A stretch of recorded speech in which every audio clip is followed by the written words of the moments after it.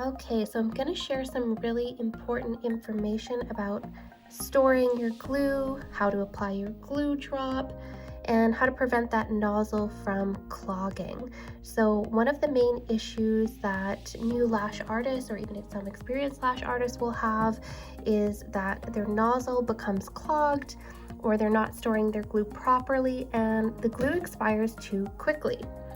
So when you order your glue, the first thing you want to make sure of is that you're not overstocking the glue. Unopened glue typically lasts about 6 months, so the shelf life is not that long, so you don't want to order too much ahead of time. Once the glue has been opened, it has a shelf life of only 30 days, so you'll want to write down the expiry date so you don't have any issues with the glue. If it does expire, it's not going to work properly for you. You could have retention issues, everything like that. Nobody wants that. So air is always coming in contact with the glue, and it's going to cause it to expire more quickly and not work as well for you. So what we need to do is actually burp the bottle. So this is just to get the air out of the bottle, and we want to do this every time we're using it. So I'm going to show you guys that in a minute here.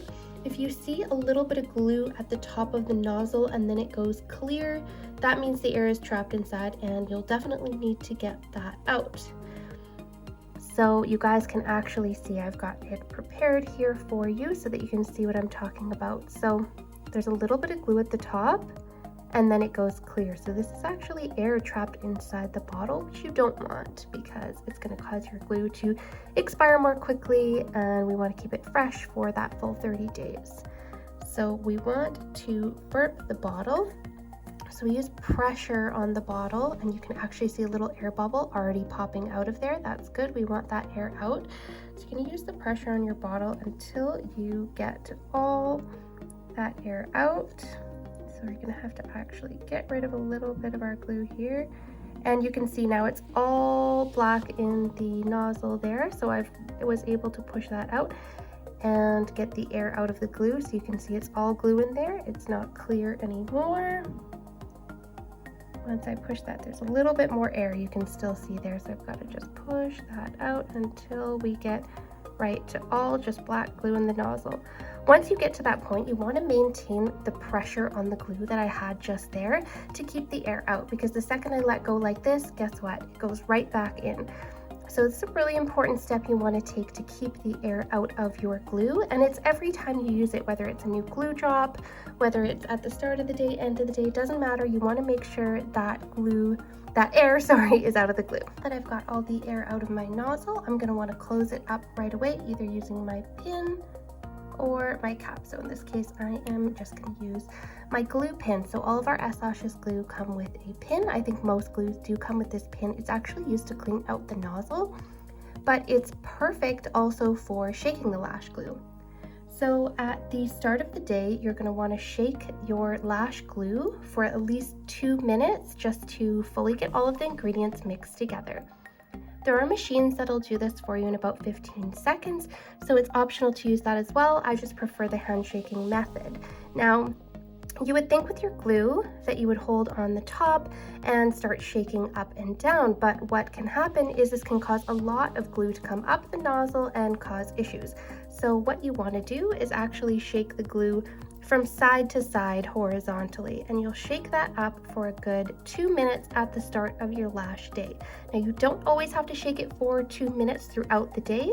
When you're about to apply a new glue drop, you can just shake it for 15 to 20 seconds, and that'll be good to just remix those ingredients back together.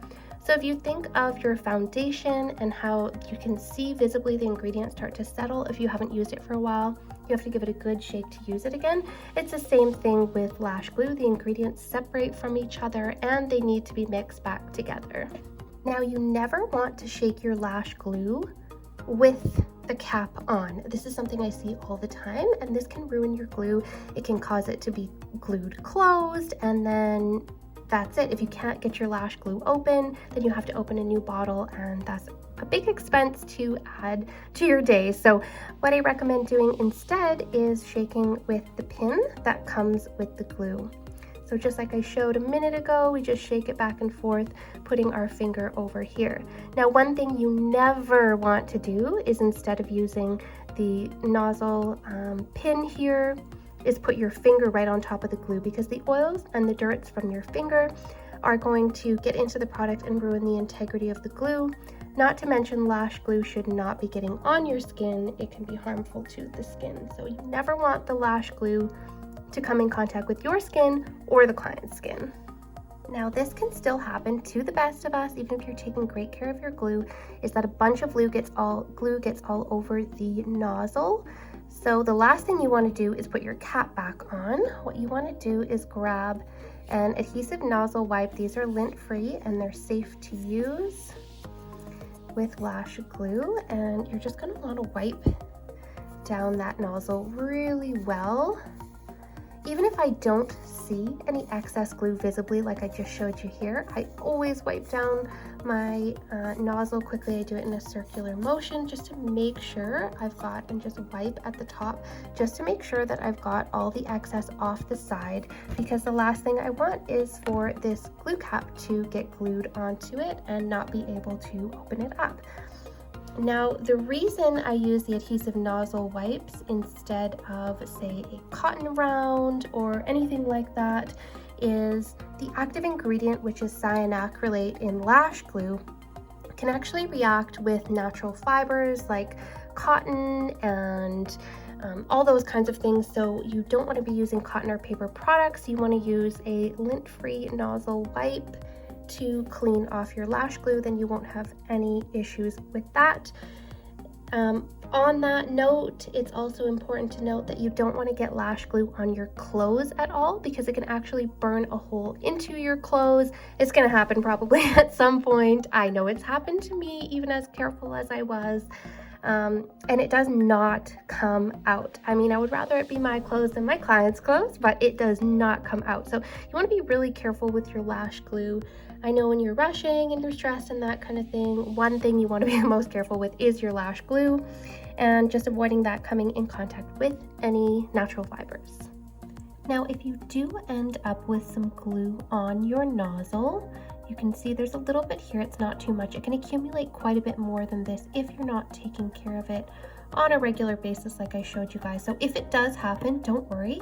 Just take one of your small pairs of scissors to just scrape that out. You're going to want to do it, of course, away from yourself, and you're going to want to be really careful, but you can use the edge of your scissor to just scrape off. You can see already some of that is coming off there. You can use it to just scrape off that excess glue. The best thing you can do is to prevent this from happening, because if it does happen and your lid gets stuck on and you can't get it off, then you've just wasted a bottle of glue. But if you still were able to get the lid off, you can just scrape that away with one of your scissors, and then you can continue on using your glue.